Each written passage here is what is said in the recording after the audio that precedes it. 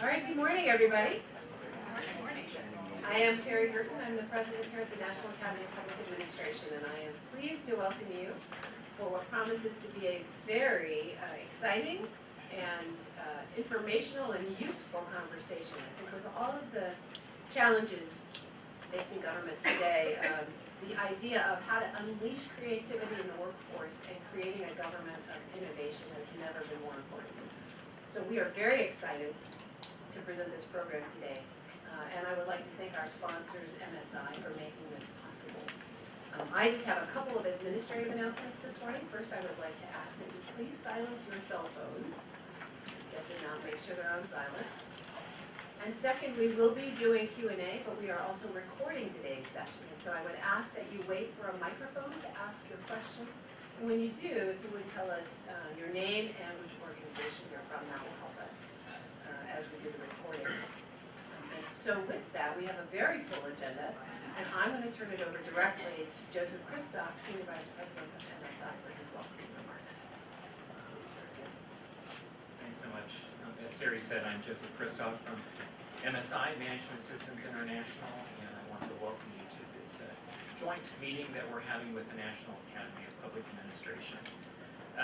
MSI, a little bit about MSI. It's part of Tetra Tech, which was, MSI was founded decades ago in the 1980s. We're a management consulting firm, and we've been heavily involved in partnering with not only government agencies, but with international donors and trying to help them increase their productivity, be more innovative, and try to improve their organizational performance as well. I really appreciate our partnership with NAPA. Thank you very much. Before joining MSI, I worked for decades at the Government Accountability Office, GAO, and I always appreciated NAPA Fellows for providing great insight, not only to GAO, but to government leaders on how to improve the transparency, the accountability of government agencies. And I like NAPA Fellows because I think they're able to discern the difference between what is truly an innovative recipe versus just some old refried beans. And so thank you, NAPA, for your continuing help with government. We have 3 goals for this conference. First, we ask that you share your insights on how to promote innovation in government. Tell us your success stories. Second, listen, ponder, and learn from our keynote speaker and our panelists, and hopefully they will generate some sparks of creativity. And third, network. I mean, that's what you're supposed to do at conferences. Find like-minded or even contrarian people and have a discussion and make a connection. Here's our lineup for today. First, Stephen Goldsmith begins with our keynote address on trends in innovation-led government. Pay attention to his important remarks and ask smart questions during the Q&A session. Suzanne Bond from MSI will lead that discussion. After that, we're going to break into small groups to discuss and exchange ideas on how to foster innovation in government. And let's discuss what approaches actually unleash creativity in your organizations. We'll have a short break, and then John Hecker, also of MSI, will moderate a panel on the topic, Shaping Creative Environments. And panelists will pinpoint what it takes to cultivate a work environment that encourages both creativity and innovation. And of course, we'll take your questions. And finally, Terry will conclude, give us the final closing remarks and benediction as well at the end of our meetings. Before I introduce our keynote speaker, John Hecker is going to walk you through some of the mechanics of this interactive polling that we're going to be doing during the conference itself. So Terry asked you to put your phones on silent, which is great, but we are going to use them if you'll play along. I'd appreciate it.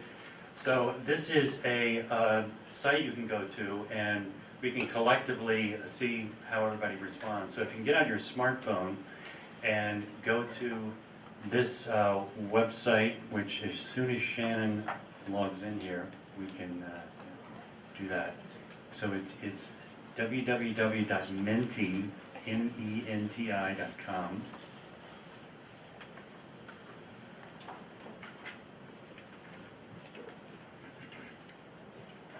Okay, a little bit of a technical glitch, so if this takes too much time, we'll just skip over it for now. All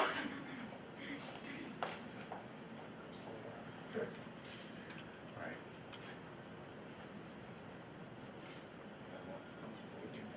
I'll tell you what, we'll get this sorted out, and let's just keep moving, and then we can ask this question a little bit later, so. Okay.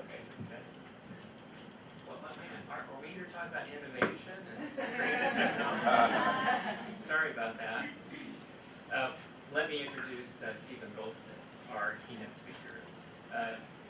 Dr. Goldsmith is the Daniel Paul Professor of the Practice of Government and the Director of the Innovations in American Government program at Harvard's Kennedy School. Previously, he was the Deputy Mayor of New York, the Chief Domestic Policy Advisor for the Bush 43 presidential campaign, and the former mayor of Indianapolis. In fact, he is going to Indianapolis right after his presentation to give another speech.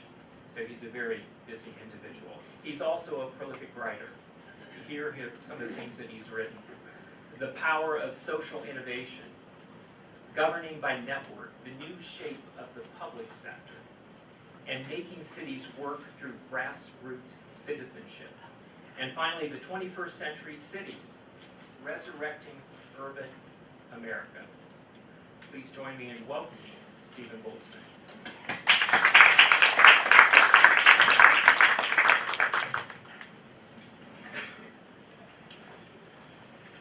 I don't know what this poll does, but I was really hoping it wouldn't get turned on while I was speaking, because it looks like you grade the speaker while the speaker is speaking. Maybe. I'm for performance as long as it's not measuring my performance, right?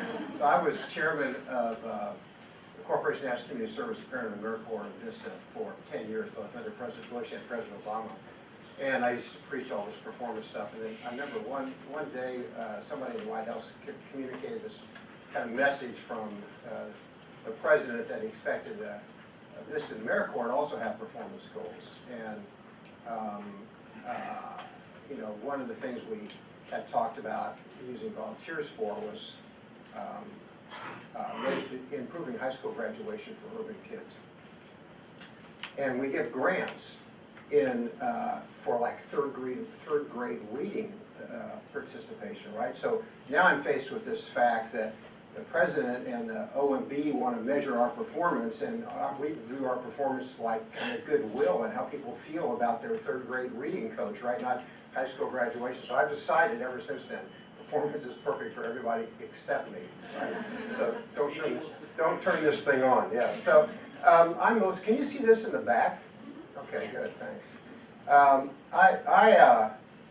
I would respect the fact that you all work in systems much larger than any one that I've worked in. So I'm just going to talk very briefly and generally about drivers of innovation, particularly digital innovation, and see if I can stimulate some conversations for your breakout. I was the deputy mayor of operations for New York City, which seemed pretty big to me compared to Indianapolis, 300,000 employees, but there's probably several of you here have that many in your agencies, so I'm respectful of the scale issues.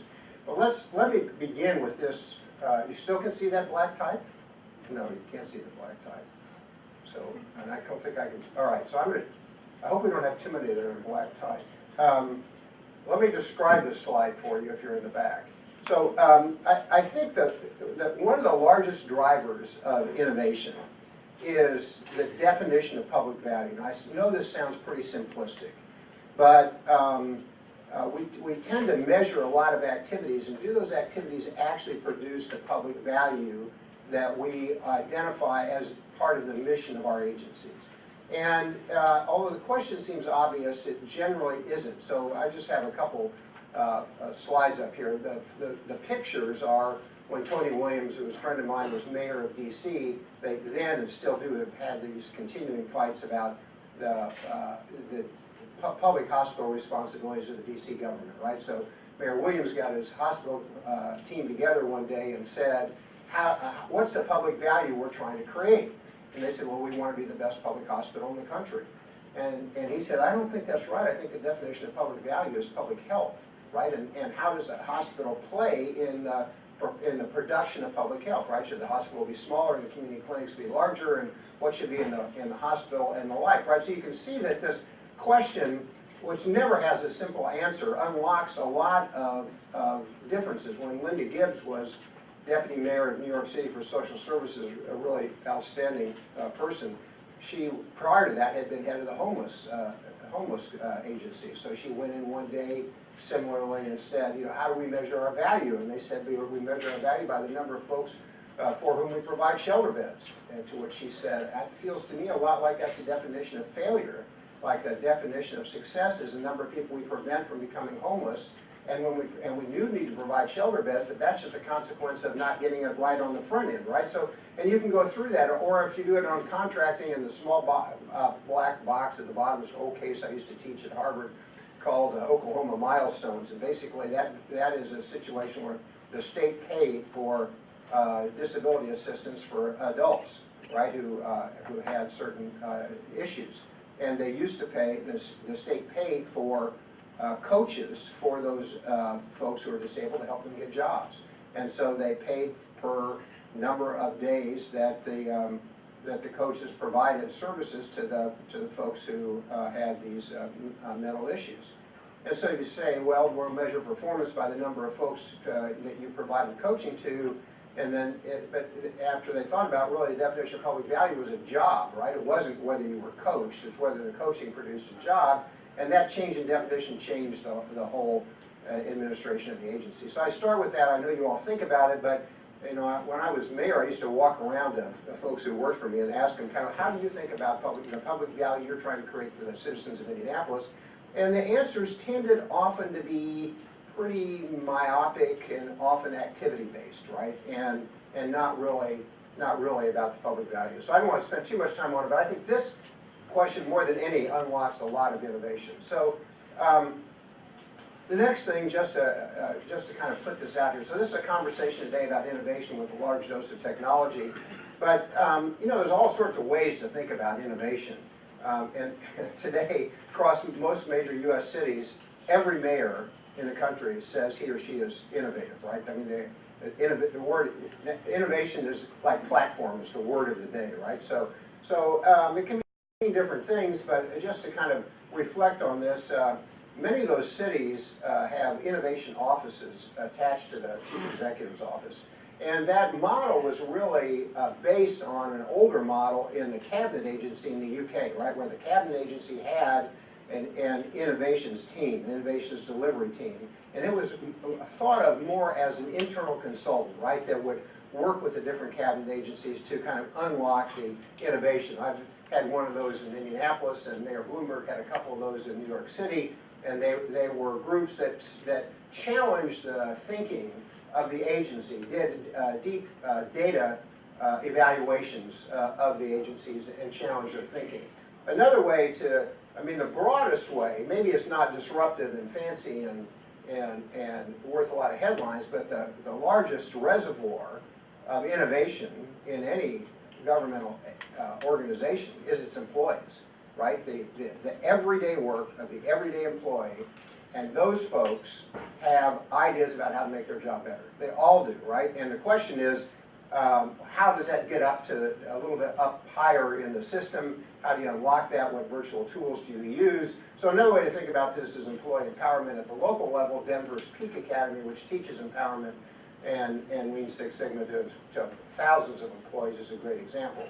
Then we all know about performance measurements. I want to come back to performance measurements because I think we were just talking a little bit. I think the stat measurement programs tend to be evolving too much to measuring activities and too little about preemptive information as well. Governing by network, I have up there because I wrote a book about it, and hopefully you'll buy one of my books. But it's a different way to think about innovation, right? Which is, so innovation is not just how to unlock the innovative skills of the folks in your agencies. It's how to unlock innovation broadly to produce the mission of the agency or the department. I just have up here an old example, but I think a nice one about Golden Gate Park, right? The government got the land back There was no resources to open that up. The person in charge of it for the National Park Service decided that this park that his job was going to be to mesh together for-profit, non-profit, government employees in order to produce value, right? So the definition of innovation there was how he conceptualized the role of the partners in delivering innovation. And then lastly, and an issue that probably you were the problem when you were GAO, right, is the structure of government, right? So how do agencies, let alone individuals, but how do agencies benefit from the fruits of their innovation, right? Because revolving funds are not very common in the government atmosphere, so I mean, one day, I don't have so much time. I've been a local government official for 30 years and a politician, so I have lots of stories. But I have just one here in the middle of this paragraph. So when I was in New York City, I got together. New York City had a very professional environmental agency. We had 13 wastewater plants, kind of more than any city maybe in the world. I got the 13 engineers together who were in charge of each of those plants. And we started talking about innovation and what they did. And then, one guy holds up his hands and said, "You do know that our capital budgets expire in July, and if you went back in June, you would see that we're buying a massive number of parts that we may need sometime, but we don't need right away, and we're buying them because you take back all our money on July 1st, and so we spend all our money on capital equipment on July 31st, or on June 31st. Now, these were very professional folks, and they weren't doing anything unethical, right? They were doing what was in their best interest, which is, I got to keep this plant going, and if I can't buy equipment 2 months from now, I'm going to make sure I have an inventory of it. So what are the structures of kind of procurement? What are the structures of participatory budgeting? At the local level, procurement is kind of the enemy of innovation. This is illegible even to me up here, but I'll tell you what it says as well. So another way to think about innovation is the following, right? The definition of efficiency most often in an agency is the definition of that agency's efficiency, not the definition of the consumer citizens' experience with the agency, right? So if we were to say in a private company, how do we measure our success, we would measure it by customer satisfaction. But very few agencies actually measure customer satisfaction. So, when I was in, again, New York City, the permitting and regulatory regime, kind of most of it reported up to me. And, if you wanted to get a restaurant license, you had 13 agencies to go to. Right? And basically the way this works, this is a little facetious, I should take again, but basically the way this worked was that if you weren't a big restaurateur, you were a small guy, you would begin at agency 1, you'd borrow money to open your restaurant. 18 months later, when you got to the last agency and got finished, you'd be out of money and couldn't open your restaurant, right? So basically, and then we created a front door that was kind of an ombudsman, but we never really fixed the system totally. And so I have this up here because there is some 80-20 rule here, which would suggest if you say, let's take the 20% of our agencies that have customer-facing experience, and let's create an omni-channel entrance, right, for those citizens, like the Amazoning of government, if you will. They can walk in, they can call in, they can app in. How do we change that? And then let's measure both their satisfaction and the wait times, right? And so a definition of innovation is redesigning the agency around the experience, the agencies around the experience of the user. And and many of you know, because there's a lot of tech folks here, there is enormous possibility in behavioral insights and nudges in a very positive way. There is a firm doing the website in Indianapolis, and nothing to do with me, that looked at redesigning the website, and as they were doing that, they began to examine where folks fell off in their attempt to get a benefit from the city of Indianapolis. So it turns out that poor and African American folks dropped off more quickly than upper income and white folks in the application for property tax exemptions, right? So the system had not been designed, if you will, around the consumer resident. It was designed more from the viewpoint of the agency, and now there's a fair amount of behavioral insights, nudging, and user design experience occurring across the country as well. I really apologize for the fact these are all in black. I don't know. Let me just summarize this one this way. I guess I'm just using this as my outline, I guess, I'll just keep talking. The other great source of innovation is that we all work in government systems that value the routine, right? You know, the definition of professionalism is we do a good job of doing tomorrow what we did yesterday, right? We have a pile of cases, we got to get through the cases, we have a number of things to process, we try to process those.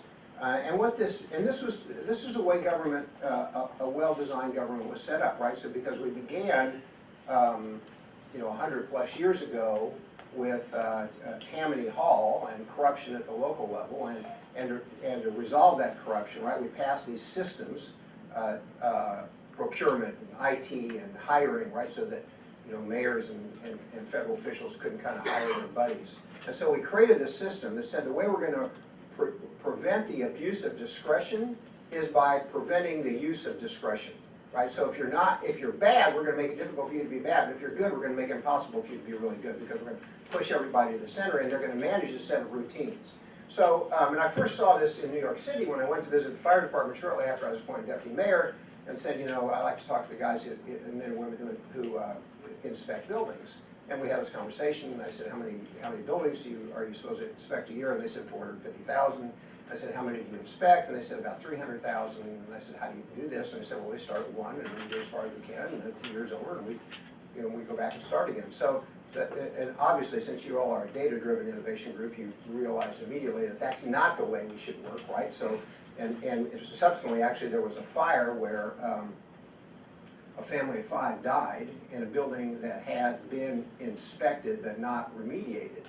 And I called the fire department and said, did you go out there? And they said, yeah, well, you know, we've got all these complaints each year, tens of thousands, and the building department said the same thing. And there was this data geek in the back of City Hall and said, just give me 60 days, right? And he said, he went back and he looked at tax delinquencies, mortgage delinquencies, code complaints, crime complaints, etc., and came back and increased the predictability of which of the complaints would lead to a fire by 1,000%.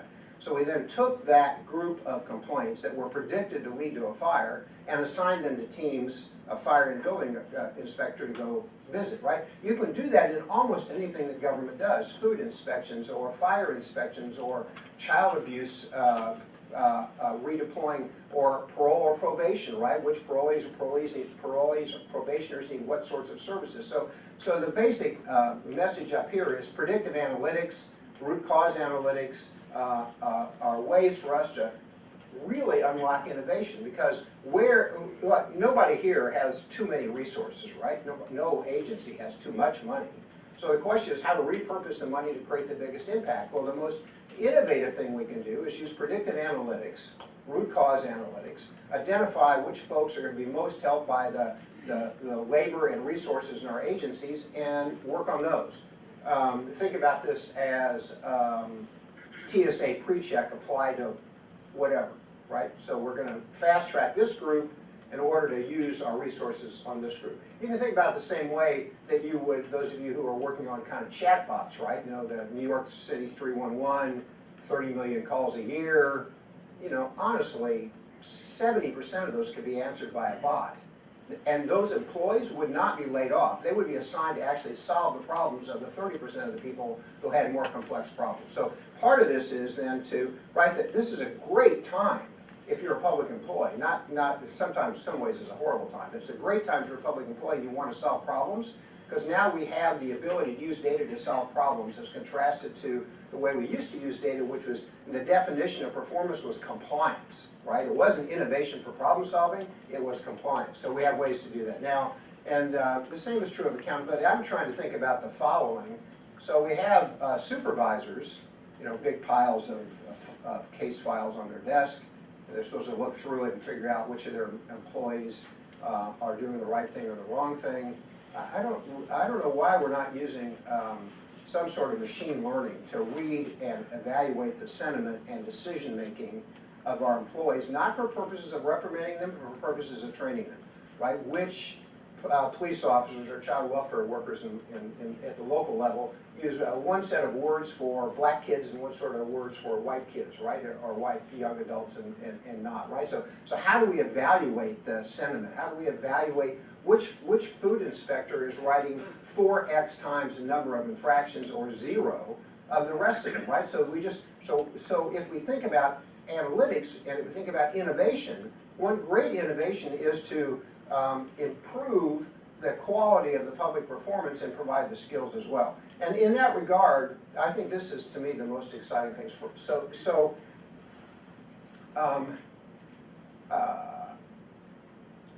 let's just think about the child welfare worker for a second, federal, state, local, cross-sector group of resources. So it's not just that the pieces of paper that were in the caseworker were in her file are now digitized. That's not the issue. The issue is what data can be accessed with privacy protection, delivered to her so that help her make it, her, the caseworker, to help her make a decision. And then it now doesn't take her discretion away, it informs her discretion, right? For example, she's visiting the mom about an abuse allegation from stepfather. She knows whether or not the child was actually in school yesterday or today, fill in the blanks. And that is a decision support system that enhances the discretion of the employee to solve a problem. So now we're actually, if we're thinking about innovation and bottom-up and top-down innovation, we're looking at the data to evaluate kind of what works in our agencies. We're using data warehouses and data mining to deliver information to employees that need it. We're providing them decision support systems so that they can make better decisions, and we're then iterating that and seeing whether their decisions actually produce the outcomes that we wanted. So is that my grade, or what is that? We'll go back. As we think about innovation, I know you have a substantial warning after I get out of your way. This is a very exciting time because there's just no way that we could unlock this much innovation before we had digitized information. It's just impossible, the handoffs, this sequencing and the like. But now we do have information. Top down, if we get the public value right, bottom up, if we help our employees use their time more effectively, and then if we link all those things together in kind of a cascading system that evaluates the results in our agencies. Quite exciting time, and I appreciate the time to be with you today. Thanks so much.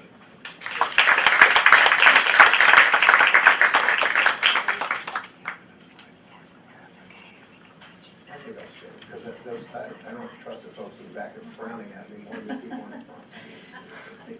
Good morning, I'm Suzanne Bond. I'm with MSI. I'm a technical director, and I'm modeling the behavior that Terry had suggested that we use earlier today, and that's to say your name and who you're with before you ask a question. And so I'll ask you to do that. But we have this amazing expert who's with us this morning, and so many of us are with different agencies trying to solve different problems, so this is kind of an exciting opportunity to ask questions. So there will be people walking around with microphones. There's one right there, okay. So if you're, we'll see if it's going to stay on, there we go. So if you do have a question that you'd like to ask, you can quietly or not so quietly raise your hand. Yes, please. Just here. Hi, my name is Pam Butler. I work for the Chief Learning Officer at the Department of Defense. And I love dealing with data, and data is powerful. What, in your experience, has been done to actually look at the humans behind the data and making sure that they actually have the time and knowledge and expertise to know what they're doing when they're entering the data, and that you actually have the actual fields that you need to collect the data in, and that they're appropriate. So what kind of data verification, validation have you done or experienced or suggest moving forward? Yeah. Well, I don't have an answer to that question. A couple thoughts though. I am so old that I was on a committee to determine FBI crime report, criminal record background checks and whether they should be available online instantly for gun sales and other things. And the FBI data guys at the time, this is a long time ago, basically said our information is just not good enough and we can't trust the public with it. So what that really meant is we're using it every day to make decisions that affect personal liberty, but we don't want other people to see how bad our data is. And so I started kind of a half facetious but half serious, that not until you start using the data will you actually expose those problems. And that feels a little tentative, but the perfect is the enemy of the good here. So that's kind of one way to think about it. Another way to think about it, I'm not going to give you a technical answer because you're more, I can tell you more technical than I am. But another way to think about this would be the following: in the city areas. So there has been there are two different organizations in cities and states around the country, and one's the Chief Innovation Officer and one's the Chief Data Officer, right? The one that uses analytics to solve a problem, the other that advances innovation, and there's also the Performance Officer. Sometimes they're the same and sometimes they're not, and it's a little bit muddy, right? So the use of data generally is driven by the identification of important problems that want to be solved, and then then those who are participating in the production of the data are participating in the solution of the problem. So, just for example, when Vice President Pence was governor of Indiana and wanted to set up a data analytics and performance center, he picked as his first case infant mortality, because he knew that data was all over the state government, and that the sense of trying in Indiana was horrible at the time in infant mortality. And the fact of trying to solve that problem would make people kind of understand the importance of the data, collect the right data, and the like. So, but then somebody has to actually be in charge of that. You know, the chief data officers in the larger cities in the U.S. Run this kind of consistent effort to set the standards, set the protocols, improve the data literacy of their folks. So I think it's just actually use, but use around something important gets people buy-in and be more careful when they produce the data. Very good. Anybody else? Yes, please.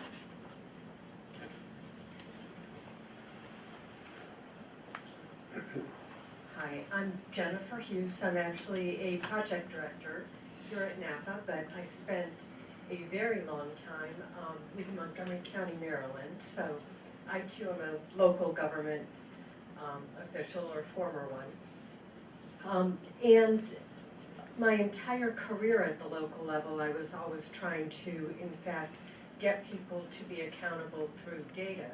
And what I found was the most difficult factor was changing the culture within the organizations to allow them to use the data and to make constructive decisions around that data.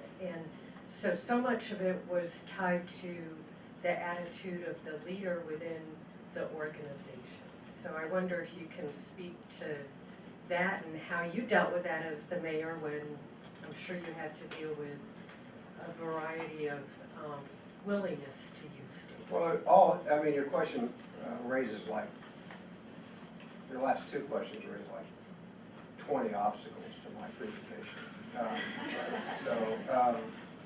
At the end of your question, you gave the answer, of course, which is it starts with kind of what is the culture that's created by the leader of the organization. It doesn't have to be the mayor or the president, whoever the senior leader is in the organization. A second is how do you convince the employees that the data is being used for purposes to solve problems and not for compliance tracking, right? We need to comply. We need to track compliance.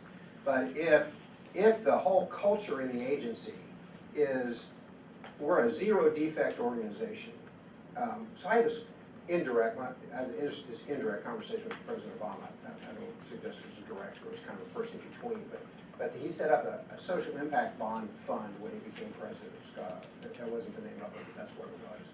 It was a small amount of money, it was like $15 million, and there was this big kind of White House event, and we were talking about it as if it were venture capital, and he said to somebody, well, you know, if we're 50% successful, that'll be great, right, because it's a venture fund. And I'm thinking to myself, well, I'm chairman of this agency, when I go to Congress and say we had a 50% failure rate, not so cool, right? So So the culture of protecting the innovators is important in that regard. The next thing is, I really believe there's a lot of literature that says that public employees are motivated. Very few public employees have their jobs for money. They have their jobs because they want to solve public problems. And when they're given more discretion to solve public problems, the morale goes up and their productivity goes up. The one thing that affects productivity more than anything else is the sense that you're actually making a difference. And if you think you're not making a difference, your productivity goes down, right? And it's much more difficult at the federal level than the local level, because the local level you more often see the actual folks you're serving. And that feedback mechanism, good or bad, is very motivating. If you're in an office all day and you're in kind of the wholesale production of government, it's not quite as easy. So kind of how do we measure that? How do we make that palpable? How do we have our employees understand the effect they're having on folks? And then how do we reward? So I'm just kind of going through my list of problems I've experienced. So you know, this is kind of like Government 101. When I was in New York City, I just created a virtual idea basket, right? Saying anybody had an idea, just text or email me, and I'm your deputy mayor, and we're going to give some awards. And I did the same thing with the public. So if you have an idea about how the government could work better, city government could work better, give us your ideas. Same thing with the employees. First week I got 2,000 ideas from the public and 5 from employees, and those 5 worked for me, right? And so then I went, what is going on? This just doesn't make any sense. With 300,000 employees, we got like this. And it became clear that they were very worried about their supervisors, right? So if they communicated directly to somebody at a higher level, even virtually and not anonymously, that would be viewed as disloyal to the organization, not loyal. So, and throughout my time in New York City, it was convincing the middle manager, the working folks always had ideas, but the middle managers didn't view that as such a good thing. So I think the other big obstacle is kind of how do we turn the middle managers into champions? And it takes more than just, this whole thing that it just communicates takes more than communication, right? To do that. So you have all those obstacles. And the last thing, which I kind of skipped past but I think is really important, is that the big, which is why those of you in the room are so important, is that the big disruptive innovations are cross-agency innovations, right? The solution to homelessness is in the addiction agency, or fill in the blank, right? Or in the job, or the domestic violence, or whatever it is, right? And so if we're going to use data to unlock, particularly to be predictive, and how this program, so I was trying to look at prisons and data, right? And so somebody comes into a prison, and the prison has a set of things it does, right? It holds them in a place. It teaches them workforce. It teaches them drug therapy. It may teach them, give them a GED, right? There's a whole bunch of these things. There's not enough money for any of them, right? So the question becomes, which sets of those things for which offender is most likely to produce an outcome, right? And you can do that in almost any agency that has a complicated mission. And so the chief data officer or chief innovation officer can do 2 things. They can help with the innovation of the bottom up. 3 things. They help with the innovation of the bottom up. They can help with business process engineering, or they can help with cross-agency access to the information. And one of the most interesting things in LA is what they call their geo-hub, right? So that all their public information is geocoded. And the reason it's geocoded, they suggest it so residents can see what's happening in their neighborhood. The biggest benefit from that is then agency A can see what agency B is doing with the data without having to do some sort of complicated phone call data request, right? So how do we create data literacy? How do we create transparency across the agencies? Who's the champion of the use of that? And then lastly, and I think the most important issue, I run this, my time's up, right? If you're watching, my time's up. So in the last, I run the program for chief data officers in 25 cities. I asked them what their biggest problem was. And they said, confidentially, we don't get high enough quality questions from our bosses, right? So it's the quality of the question, not the quality of the answer, that's inhibiting the innovation. I have time for one more question. Do I? Not be one more question, so about 10 minutes to the last question. Is that another question? Is there one more question? This is the last chance. Sorry. Okay. Okay. All right. I think you're off the hook, yes. Thank you.